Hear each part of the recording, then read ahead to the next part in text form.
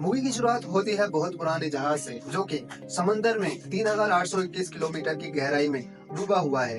वहीं समंदरी रिसर्चर्स उस डूबे हुए जहाज पे एक बेहद कीमती हीरा ढूंढने के लिए आए होते हैं, मगर उन लोगों को वहां पर वो हीरा तो नहीं मिलता, मगर उनको वहां पे एक पेंटिंग मिलती है। अब इसके बाद हम देखते हैं इस रिसर्च में शामिल लोग एक बूढ़ी औरत से मिलते हैं जिसका नाम रोज होता है। एक्चुअली रोज अकेली वो इंसान थी जिसे टाइटैनिक जहाज के बारे में सब कुछ पता था, क्योंकि जब टाइटैनिक जहाज डूबा था तो वो उस जहाज में एक ही थी जो सरवाइव कर पाई थी। बाकी जो भी लोग उस जहाज पे थे वो अपनी जान गंवा बैठे थे। रोज इनको उस दिन की कहानी बता दी है जिस दिन वो टाइटैनिक पर सफर कर रही थी। वो उनको बता दिया उस दिन वो उस जहाज में बहुत घुटन फील कर रही थी, क्योंकि उस दिन उसकी फैमिली उसे फोर्सफुली मैरिज के लिए लेके जा रही थी। इसी वजह से उसी दिन वो सुसाइड करने के लिए जहाज के ऊपरी किनारे पे जाती है और वहां से छलांग लगाने की कोशिश करती है, क्योंकि उसे ऐसा लग रहा था कि अपनी मर्जी के बगैर जिंदगी से तो मौत बेहतर है। पर वहीं पर एक लड़का आता है जिसका नाम जैक होता है और वो आते जाते रोज को बोलता है, अगर तुमने यहाँ से छलांग लगा दी तो मैं भी तुम्हारे साथ ही छलांग लगा दूंगा, और तुम तो अच्छी तरह जानती होगी कि फिर उसके बाद हम दोनों का क्या असर होगा। जैक ने उस टाइम जैसे तैसे करके रोज का भरोसा जीत लिया था और उसकी जान भी बचा ली थी। उसके बाद गलती से रोज का पैर स्लिप हो जाता है और वो ऑलमोस्ट गिरने वाली होती है, मगर जैक उसका हाथ पकड़ के उसे ऊपर की तरफ खींच लेता है। जैसे जैक ने उसे हाथ पकड़ के ऊपर की तरफ खींचा था तो ये दोनों जमीन पर ऐसे गिरे थे कि वहां की सिक्योरिटी को ऐसा लगता है कि जैक उससे कोई बदतमीजी कर रहा है। इसके बाद सिक्योरिटी वाले जैक को धर लेते हैं और केल यानी के रोज के भाई को बुला लेते हैं, जो कि आधे साथ ही जैक पे चिल्लाने लगता है। पर रोज उन सभी लोगों को बताती है कि इसमें इसकी कोई गलती नहीं है, इसने तो उल्टा मेरी जान बचाई है। इसके बाद केल शांत हो जाता है और जैक को डिनर पे इनवाइट भी करता है। दूसरे दिन डिनर पे जैक आता है और फिर वहीं पे जैक और रोज के बीच अच्छी खासी बॉन्डिंग बन जाती है। ये लोग हाथ में हाथ डाल के घूम रहे होते हैं और इन दोनों को इतना करीब देख के केल के असिस्टेंट को सही नहीं लगता और वो असिस्टेंट केल को सब कुछ बता देता है कि ये दोनों एक दूसरे के बहुत ही करीब आ रहे हैं। अगले दिन सुबह को केल रोज को इस बात पर डांटता है और रोज की माँ भी उसे कहती है अब से तुम उस लड़के से दूर ही रहो तो सही रहेगा। लेकिन जैक उसके बावजूद भी रोज का पीछा करता है और उससे प्रपोज भी कर देता है, मगर रोज इस सब को सही ना समझते हुए वहाँ से चली जाती है। उसके बाद रोज को रियलाइज होता है क्या वो ये सब जो भी कर रही है वो सही है, क्या वो ऐसे ही हमेशा घुट-घुट के जीती रहेगी। फिर वो फैसला करती है कि उसे जैक के साथ रहने में खुशी मिलती है और वो हमेशा उसके साथ ही रहेगी। इसके बाद रोज जैक के पास चली जाती है और ये लोग अपना सबसे पहला आइकॉनिक किस करते हैं और फिर ये दोनों इसके बाद एक रूम में जाते हैं जहाँ पे ये दोनों एक दूसरे के बहुत ही करीब आ जाते हैं, जहाँ पे रेज जैक को वो हर डायमंड भी दिखाती है और वो जैक को उसका स्केच बनाने के लिए भी बोलती है, क्योंकि जैक एक बहुत ही अच्छा स्केच आर्टिस्ट भी होता है। रोज अपने सारे कपड़े उतार के उस डायमंड को पहन के जैक के सामने बैठ जाती है और जैक उसकी पेंटिंग बना लेता है।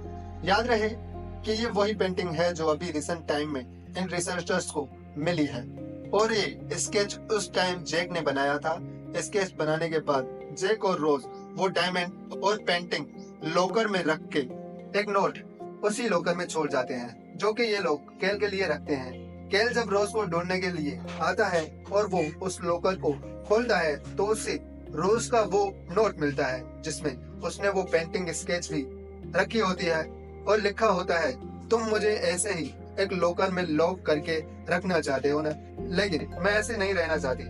ये नोट पढ़ने के बाद केल इन लोगों को ढूंढने के लिए अपने बंदे भेजता है, मगर जैक और रोज स्टोर रूम में छुपे ये बात कर रहे होते हैं कि जैसे ही जहाज रुकेगा तो ये लोग एक साथ रफू चक्कर हो जाएंगे और एक नई मोहब्बत भरी जिंदगी गुजारेंगे। वहीं दूसरी तरफ हमें ये पता लगता है कि टाइटैनिक जहाज एक बहुत बड़े आइसबर्ग से टकरा चुका है और जहाज के कैप्टन इसको बचाने का ट्राई तो किया, मगर जहाज पूरी तरह से डैमेज हो चुका था और जहाज के अंदर पानी भी भर चुका था। इस दौरान रोज और जैक को पता लग चुका होता है कि हमारे जहाज चीज से टकराया है और भारी नुकसान भी हुआ है। दूसरी तरफ केल हार्ट ऑफ ओशन डायमंड की वजह से जैक को गिरफ्तार करवा लेता है। यहाँ पे इन सभी लोगों को उम्मीद होती है कि ये जहाज सही सलामत उनको उनकी मंजिल तक पहुंचाएगा, मगर ऐसा किस्मत को मंजूर नहीं था। जहाज अब एनी हाउ डूबने वाला था और तभी ये लोग डिसाइड करते हैं कि पैसेंजर्स को जल्द से जल्द जहाज से लाइफ बोट्स की मदद से बचाया जाए। कैप्टन एक अनाउंसमेंट करता है और सभी पैसेंजर्स को ऊपर आने के लिए बोलता है। यहाँ पे एक प्रॉब्लम होती है कि लाइफ बोट्स पैसेंजर्स के मुकाबले में बहुत कम होती हैं, बट ये लोग उन अवेलेबल लाइफ बोट्स पे एलीट लोगों को जाने की तरजीह देते हैं। और ऐसा ही होता है, रोज और उसकी फैमिली लाइफ बोट्स में निकल के जा ही रही होती है, तभी रोज उस लाइफ बोट से उतर के जैक को ढूंढने के लिए जाती है। बहुत ढूंढने के बाद जैक को वो ढूंढ लेती है और ये लोग एक साथ वहाँ से बाहर निकलते हैं। चारों तरफ अफरा तफरी होती है और लाइफ बोट्स भी खत्म हो चुकी होती हैं। अभी यहाँ पे केएल भी आ जाता है, जो कि बहुत चालाकी से डायमंड हथियाने के लिए रोज को कहता है, तुम इन लोगों के साथ चली जाओ, मैं जैक को अपने साथ लेके आ रहा हूँ। जैक भी होशियारी से वो जैकेट रोज को पहना देता है जिसमें वो डायमंड मौजूद था, लेकिन रोज किस्सा समझ जाती है और वो दोबारा से जैक से जा मिलती है बोट से उतरकर। अभी इस टाइम जब जैक और रोज जहाज पर होते हैं, जहाज पूरी तरह से पानी से भर चुका होता है और उसके बाद पूरा जहाज 2 टुकड़ों में टूट जाता है, जिस वजह से बहुत सारे लोग जख्मी होते हैं और डूब के मर जाते हैं। और दूसरी तरफ जैक और रोज एक लकड़ी के सहारे होते हैं, जिसपे जैक रोज को पानी से ऊपर करके बिठाता है और खुद ठंडे पानी में रहता है, क्योंकि एट अ टाइम वो दोनों उस लकड़ी पे नहीं तैर सकते थे, नहीं तो वो लकड़ी डूब जाती।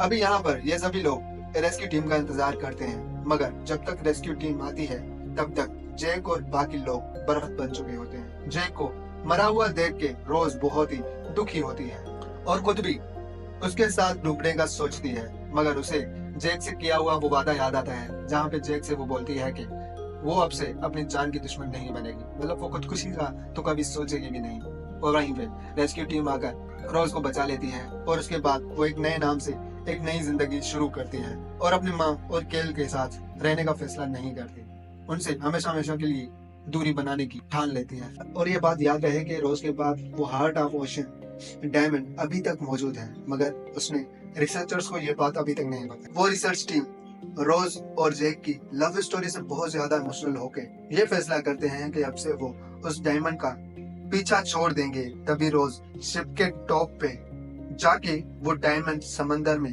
फेंक देती है और फिर मूवी के एंड में रोज को उस जैक की बनाई हुई पेंटिंग और टाइटैनिक का ख्वाब आता है, जहाँ पर वो सभी लोग उसका वेलकम करते हुए नजर आते हैं और यहीं पे इस आइकॉनिक मूवी का अंत हो जाता है।